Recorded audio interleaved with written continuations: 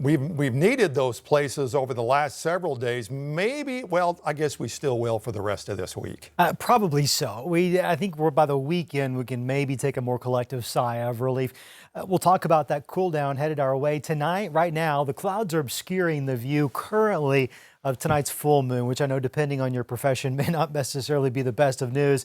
It's the buck full moon, and it got its name because indigenous people a long time ago associated this specific full moon with right around the same time deer, bucks, antlers started to really grow.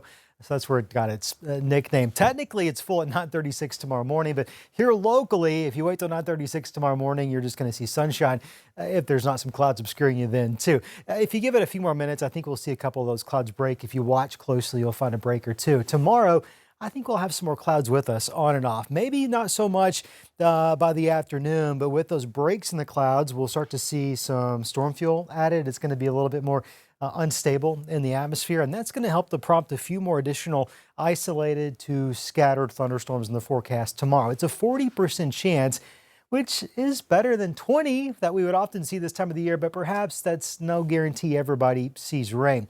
The temperatures are going to be a little bit cooler than it was today on account for the more widespread cloud cover and a few of those isolated to scattered thunderstorms. Here's what it could look like. It's all part of this cold front that by 9 o'clock tomorrow morning may be kicking up a few scattered showers. Better chances closer to the Little Rock area as that front continues to dive southwest. Kind of an odd direction, right? It's what we call a backdoor cold front. You get them from time to time in the summer.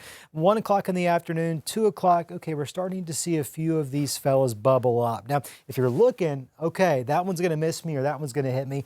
I wouldn't take necessarily that away from this. There's really not going to be any rhyme or reason where these dudes fire up. It's all going to be a part of this cold front stalling out, which will keep rain chances on and off in the forecast late tomorrow afternoon, even into the evening. In fact, here's what 7 p.m. radar could look like. There are few and they're far between, but where you do find them, there could be some heavy downpours and maybe even a little bit of lightning and thunder.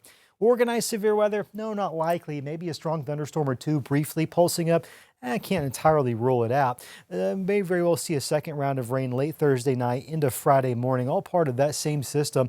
You can see back off towards Tulsa by Thursday morning. Here's a complex of rain. Some of the latest data wants to break a lot of that apart before it gets here. I think the key takeaway that's been relatively consistent in all of the data is the second half of Thursday likely going to be a little bit drier. Heat alerts for tomorrow finally look a little bit different. Yeah, we still have a heat advisory, which you can't necessarily just ignore, but what it tells us here, the heat index up to 105, which is a little bit better than what it has been in recent days. So we've dropped what was the extreme heat warning. No alerts in effect for Northwest Arkansas. It'll feel like this: 103 tomorrow, down to 98 Thursday, 100 on Friday. The weekend's looking a little bit better. Mid-80s in Northwest Arkansas, low 90s in the River Valley, which is, believe it or not, actually a few degrees below average. Doesn't last long. It looks like by early to mid next week, we're rebounding back in the mid to upper 90s, just about area wide.